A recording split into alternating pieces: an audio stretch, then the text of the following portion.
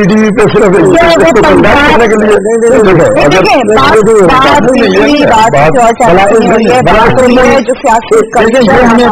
बदलनी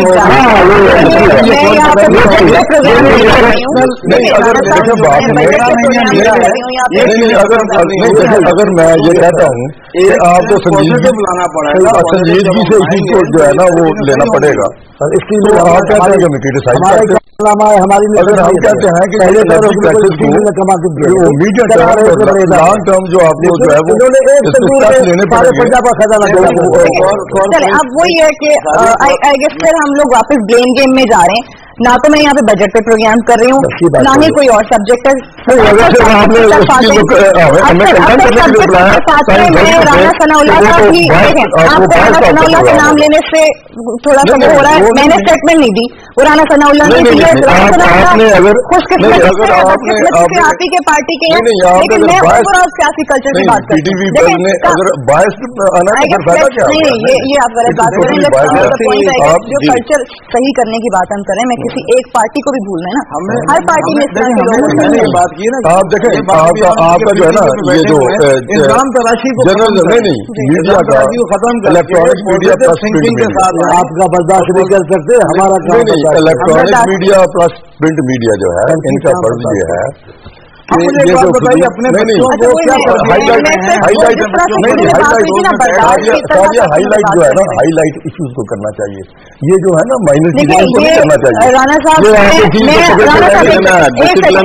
तो स्टेबल भी नहीं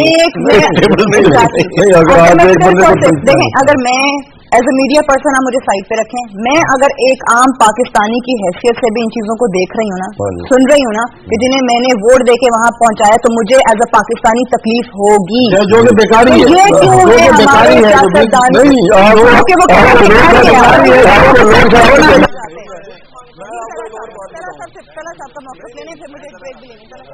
क्योंकि आप लोग तो आराम से इंटरेक्शन कर सकते हैं। मैं तो सीधा सीधा अगर सवाल करें तो जवाब दूं, लेकिन मैं आपसे एक बात बताऊं जी। देखिए, ये आपका जो आज का मौजू है इंतहाई अहम मौजू है, और आपने जो बात की है मैं ये समझता हूं कि ये इन वजूहात की बिना पर आवाम हमारी मुतनफर हो रही है। और आवाम इसलिए मुतनफर हो रही है कि क्या हर वक्त एक दूसरे के ऊपर एक ब्लेम उठा के उधर फेंकते हैं, एक इसको गाली दे रहा है, दूसरा उसको गाली दे रहा है। हम किधर हैं जिनके कंधों पे जिनके सरों पे चढ़ के इन कुर्सियों पे पहुंचे?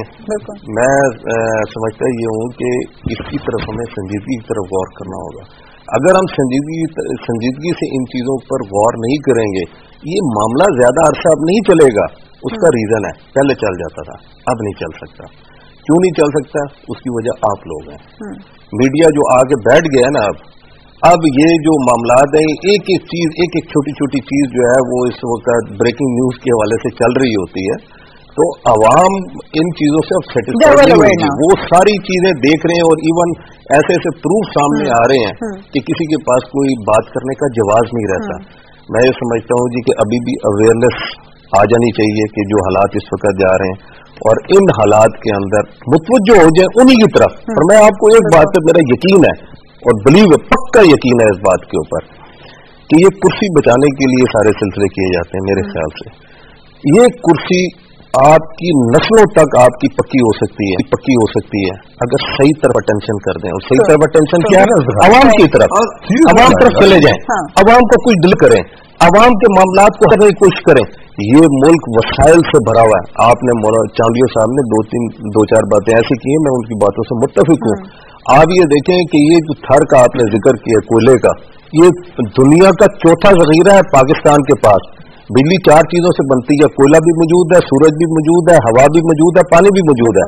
लेकिन उसके बावजूद ये क्राइसिस, और ये बेसिक चीज है, अगर आपके पास ये नहीं होगी आपकी इंडस्ट्री नहीं चलेगी, आपके घर के हालात, आपके घरों के अंदर जो मामलात है वो डिस्टर्ब होंगे। ये बड़ी बेसिक चीजें हैं, लेकिन इन चीजों की तरफ नहीं जा रहे हैं। और आज किसके साथ आज ये प्लानिंग करते हैं, क्या प्लानिंग करते हैं? फॉर एग्जाम्पल आज बिजली की शॉर्टफॉल है, फॉर एग्जाम्पल 7,000 मेगावाट या वॉट एवर जितना भी है, ये आज का सोचेंगे और 5 साल बाद कहेंगे कि 5 साल के बाद हम इस पे कवर कर लेंगे। 5 साल के बाद क्या आपकी ये रिक्वायरमेंट रहेगी? आपको तो फोर्स ही करना चाहिए कि भाई अब अगर इस वक्त 19,000 है तो 5 साल के बाद ये 25,000 होगी। यानी हम सारी जिंदगी अपनी शॉर्टफॉल्स को कमी नहीं ला सकते। ये इससे मैंने एक मिसाल दी है हर चीज के अंदर। बलूचिस्तान आपका भरा हुआ है, नॉर्दर्न एरिया आपका भरा हुआ है मिनरल्स के साथ, लेकिन हम उसके एक्सप्लोरेशन की तरफ चल रहे हैं एडॉकिज्म के ऊपर। हम ये कहते हैं, जैसे अभी बात की कि बजट के अंदर हम ये कहते हैं कि इतने वसाइल है, इतना खर्चा है। मैं इनकी बात से बिल्कुल इत्तेफाक करता हूँ कि बात यह है कि आपके पास इस वक्त जो मादनी रिसोर्सेज हैं वो दुनिया के अंदर इतने हैं कि आपको किसी चीज की जरूरत ही नहीं है। अगर आप उनकी साइड के ऊपर जाकर अपनी इन्वेस्टमेंट दुनिया से आपको आएंगी, आप उन साइडों पर जाइए, आपके पास 4 मौसम हैं, 4 फसलें हैं। आज अगर ये मुल्क जो लोग कहते हैं कि इतने सालों से करप्शन हो रही है, ये बैंक करप्ट नहीं हो रहा, इसकी वजह यह है कि हर साल जब फसल कटती है तो अरबों रुपया मार्केट में आता है, इस वजह से ये पहिया घूम रहा है। हमें जो है अपने मादनी वसाइल के ऊपर जाना पड़ेगा, उनकी साइड पे से रिसोर्सेज निकालनी पड़ेंगी, वहां से जाकर हमारे जो बजट के डेफिसिट खत्म होंगे। हम ये क्या कर रहे हैं कि एक जो टैक्स दिए जा रहा है उसको टैक्स दिए जा रहे हैं। जो आपके पास फ्यूडरल लॉर्ड्स, वडेरे और जागीरदार और ये बैठे हुए हैं उनके ऊपर कोई टैक्स नहीं है। एक गरीब आदमी से तो आप ये कहते हैं कि 25,000 रुपए की तनख्वाह के ऊपर तुम टैक्स दो, लेकिन एक अरबों रुपए कमाने वाला जो 2-2 करोड़ और 5-5 करोड़ का बाग बेचने वाला है, आप कहते हैं उसको टैक्स नहीं दो। अच्छा, ये मुत्तफिक सब है इस बात के ऊपर, वो कहते हैं कि हर इनकम के ऊपर टैक्स होना चाहिए।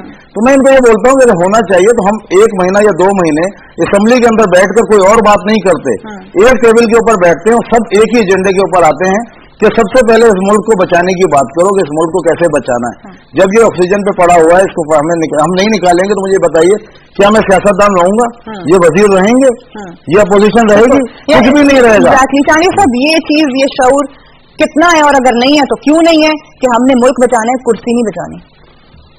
अब फिर इख्तिलाफ हो जाएगा। मेरे ख्याल में हम इस नुक्ते निगाह पे हैं, हमारे लीडर, दोनों लीडरों ने और अभी भी ये तीसरे बैठे, ये भी ये कहते हैं, जो आने वाले लीडर जिनको हम रूह में बिठा के बैठे बीबी के बेटे को, वो भी कहते हैं पाकिस्तान के लिए जान देनी पड़ी तो देंगे। आसिफ साहब भी कहते हैं जान देनी पड़ी तो देंगे, बीबी ने कहा जान देनी पड़ी तो देंगे। नाराज हो जाएंगे। इन्होंने मजाक में भी कभी नहीं कहा कि पाकिस्तान के लिए जान देंगे, उनको पता है मुसलमान है, कोई बात किसी को कबूल हो जाती है, वो नहीं कहते ना, उनको पता है बात। हमारे मियां नवाज साहब ने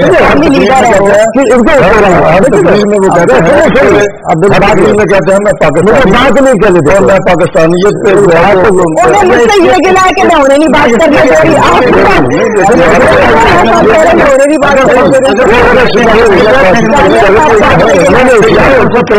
तो मैं कहता हूँ कि जो सियासतदानों के बाहर असासी और दौलतें हैं वो लाके इस मुल्क को दे दें ताकि इस मुल्क के अंदर जो करते हैं वो कर जाए। मेरी बात सीधी है, मैं सारे मसाइलों का हल एक चीज को समझता हूँ और हर जगह कहता हूँ, बरबला कहता हूँ, हमारे से भी ज्यादा कहीं मसाइल और कौमों के थे, हमसे भी बदतरीन हालात में कई कौमें गुजरी हैं, हमसे छोटी उम्र में वो कहां को कहां पहुंच गई है।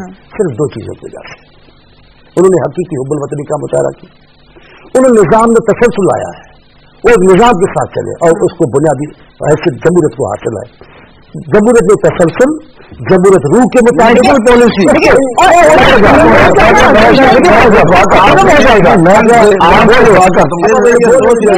मैं इत्तेफाक करता हूँ, बोलने देते ना, ये तसलसल कैसे चलेगा जब वो अकाउंटेबल होंगे, जो आइन तोड़ते हैं, जो कानून तोड़ते हैं।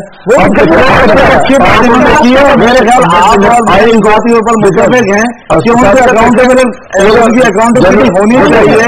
मिसालों को करें उसको जो अरबों रुपए के कर्जे आइन में दिया हुआ है, उन्होंने अरबों रुपए के कर्जे rule of law, 1 sugar mill की 8 शुगर मिलें लगा ली। मुझे एक बात बताइए कि लगाने वाले जब 120 बिकी, वो तो बदले में बैठे हुए उन सियासतदानों ने कहा कि मेरी शुगर मिलेगी, मिले लगाने वाले। मैंने देखा है कि वहाँ पे जो आज इनके अलाई बैठे हैं, वहाँ पे लाहौर में सफारी बिठाए हुए होते हैं, जिनकी मैं बात कर रहा हूँ, और इतना हम नाराज नहीं होते, मुदाखलत नहीं कर रहे। ये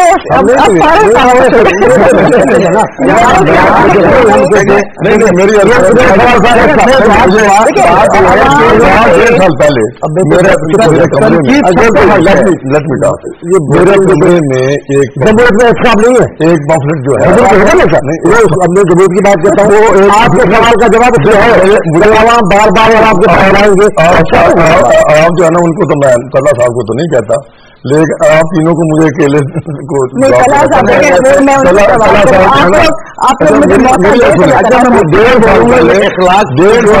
इखलाक की जो और जो तालीमात दी जाती है वो बड़ा देता है ना, तो सबसे बड़ा कौन है? कौन सूबों में सबसे बड़ा कौन है?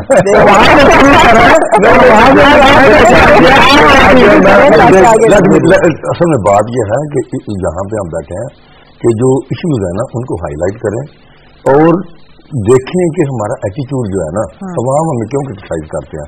अब आपने कहा मेरे सुने ना इनके बाद एक उसमें ये है वो क्रिटिसाइज इसलिए करते हैं कि हम जो है ना यहाँ पे बैठे कोई हमारी कारकर्दगी नहीं, डिफरेंस जीरो है। मैं आपको एक मिसाल देता हूँ, इसके लिए मारने की धमकी देंगे। अच्छा नहीं मारने की धमकी, वो तो फिर वही आप प्रोग्राम कर गया। मेरे 1.5 साल पहले मेरे पम्फलेट एक सुबह में उठा तो मेरे यहाँ पे पार्लियामेंट लाजर में कि why new aircraft are required for PIA, वो PIA वालों की तरफ से था। तो मैंने देखा, मैंने कहा यार देखो बात ये है कि आप नए एयरक्राफ्ट खरीदे लेकिन अपने प्रॉफिट से खरीदे ना, एक्सचेकर से तो ना खरीदे ना कि आप धड़ाधड़ अरबों का नुकसान भी किए जाए। अभी पिछले साल इनका ये जो है इसका जो लॉस है ये PIA का वो है 40 बिलियन। आप हैरान होंगे, 40 बिलियन लॉस है उन्होंने किया है। तो उन्होंने प्लीड किया हुआ था कि हमें न्यू एयरक्राफ्ट जो है वो खरीदने की इजाजत दी जाए, ये किया जाए वो किया जाए। तो अभी भी मैंने उस पर फिर देखा, उसको मैंने स्टडी किया, तो 450 इन्होंने जो आके तो रीसेट किए जाले वगैरह, तो आके 450 पर जो है ना इनके 50 है, अराउंड 50 इनके जो है ना वो क्राफ्ट हैं, उस पे 450 एम्प्लॉई जो है ना एक पे आता है। पूरी दुनिया में 200 अराउंड 200 आता है। करप्शन आम है। ठीक है,